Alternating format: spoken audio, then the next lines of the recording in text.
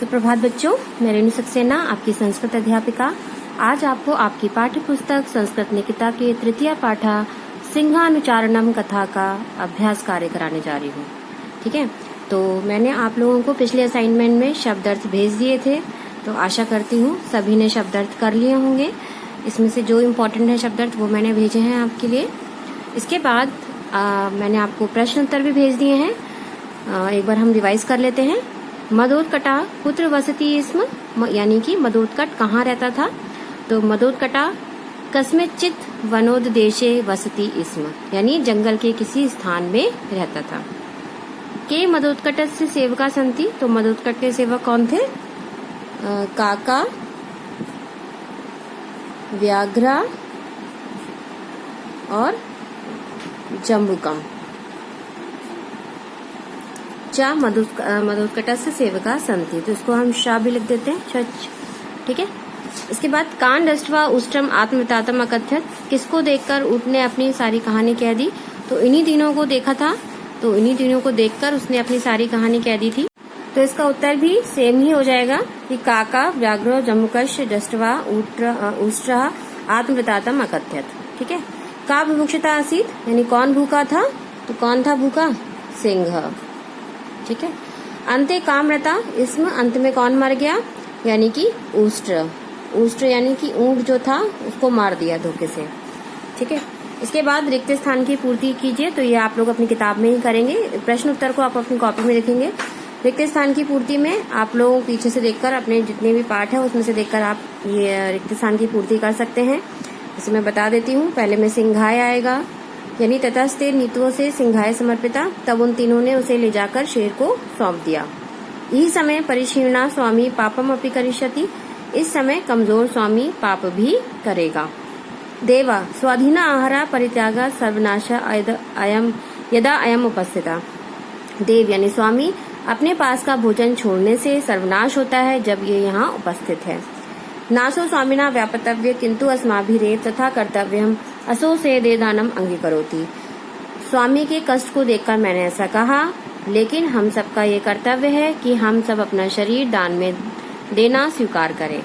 ठीक है, तद्वदनम एवसो जम्बूकम कुक्षी विदारे व्यापता सर्वे भक्षितम, उसके ऐसा कहते ही जम्बूकम यानी गीदड़ ने उसे बगल से फाड़ दिया और सब फाड़ कर मार दिया और सभी ने उसे खा लिया। ठीक है, अगली एक्सरसाइज जो है वो हमारी क्या है? निम्नलिखित वाक्यों का संस्कृत में अनुवाद कीजिए। तो ये मैं आप लोगों को असाइनमेंट में भेज रही हूँ, इसके उत्तर आप उसमें से देखकर कर लीजिएगा। समझा देती हूँ। शेर गीदड़ को बगल से फाड़कर खा गया। ठीक है, तो यहाँ पर क्या आ जाएगा? सिंह गीदड़ को, तो यहाँ द्वितीय विभक्ति आएगा। तो जम्बूकम बगल से फाड़कर, यानी कि कुक्षी विदारे खा गया अखाद्यत। ठीक है, खा गया क्योंकि भूतकाल में आ गया इसलिए यहाँ पर, और शेर एक वचन में है इसलिए यहाँ पर अखाद्यत। यह ऊँट हमारे स्वामी का भोजन होगा, तो यह को संस्कृत में कहते हैं अयम, ऊँट को कहते हैं उष्ट्रा। अस्माकम स्वामी भोजनम होगा का भविष्यति, क्योंकि यहाँ पर भी एक वचन है इसलिए यहाँ पर भविष्यति। यह सुनकर शेर चुपचाप करके बैठ गया, तो अयम सुनकर यानी कि श्रुत्वा सिंह तूष्णीम अतिष्ठत। ठीक है, बैठ गया यानी भूतकाल में, तो अतिष्ठत। अतिथि का वध करना पाप है, तो अतिथे वदम पापम अस्ति, यानी अतिथि का वध करना क्या है? पाप है। शेर 4 दिनों से भूखा था, तो सिंह शेर को यानी सिंह 4 दिनों से, 4 दिनों का यानी चत्वारा, दिनों से यानी दिनात, बुभुक्षिता था का आसीत, तो सिंह चत्वारा दिनात बुभुक्षिता आसीत। ठीक है, तो ये मैंने आप लोगों को असाइनमेंट में लिख कर दिया है, आप उसमें से देखकर कर लीजिएगा। और इसकी जो वर्तनी है, उसका जो शब्द है वो ठीक से लिखिएगा। ठीक है, गलती मत कीजिएगा। अगला क्या है? अगला है घटना कर्म के अनुसार वाक्य लिखिए, तो इसको आप तो छोड़ दीजिए, कोई दिक्कत नहीं है। अगली एक्सरसाइज आपको अपनी कॉपी में करनी है। क्या लिखना है इसमें? मंजूषा से चुनकर समानार्थक पद लिखिए। अब यहाँ पर दिए हुए हैं शब्द और यहाँ पर भी शब्द दिए हुए हैं, तो जो समानार्थक हैं वो शब्द आपको लिखने हैं। जैसे काका है, तो काका को हम और क्या कह सकते हैं? व्यासा। ठीक है, वायसः, तो ये हम लिख सकते हैं यहाँ पे वायसः। फिर नीतवा, तो नीतवा का ग्रहित्वा भी हो सकता है। ठीक है, नीतवा यानी ले जाकर, जम्बुका यानी कि सियार, तो हम उसको शिगाल भी कह सकते हैं, इसका समानार्थक है। केसरी को हम सिंह कहते हैं, सिंह। और वनोपदेश यानी जंगल के स्थान में, तो इसको हम अरण्य भी कह सकते हैं, अरण्य माने भी जंगल में होता है। अब अगली जो एक्सरसाइज है ये भी आपको आपकी कॉपी में करनी है। निम्नलिखित शब्द रूपों के लिंग, विभक्ति और वचन पहचानिए। तो आपको इसमें लिंग, विभक्ति और वचन पहचानना है।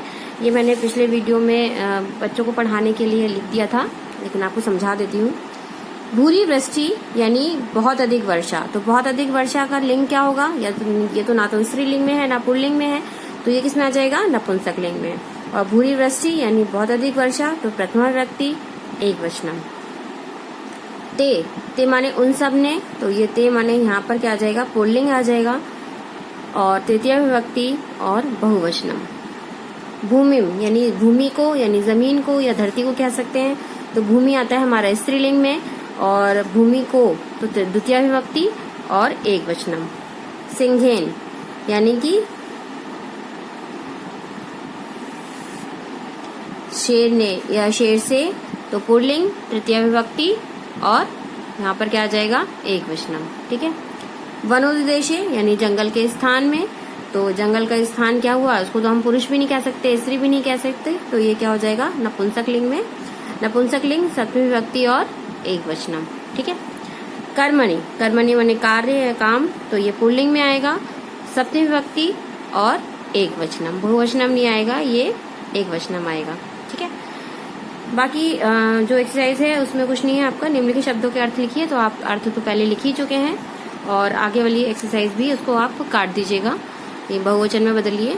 ये अगर स्कूल खुलते हैं तो फिर मैं ये बाद में आप लोगों को समझा के करवा दूंगी, नहीं तो अभी फिलहाल के लिए आप काट दीजिए। ठीक है। तो ये सारा जितना भी काम मैंने आपको बताया है, प्रश्न शब्दार्थ, प्रश्नोत्तर, संस्कृत में अनुवाद, समानार्थक पद और लिंग, विभक्ति और वचन, ये 4 एक्सरसाइज आपको आपकी कॉपी में करनी है। ठीक है। धन्यवाद।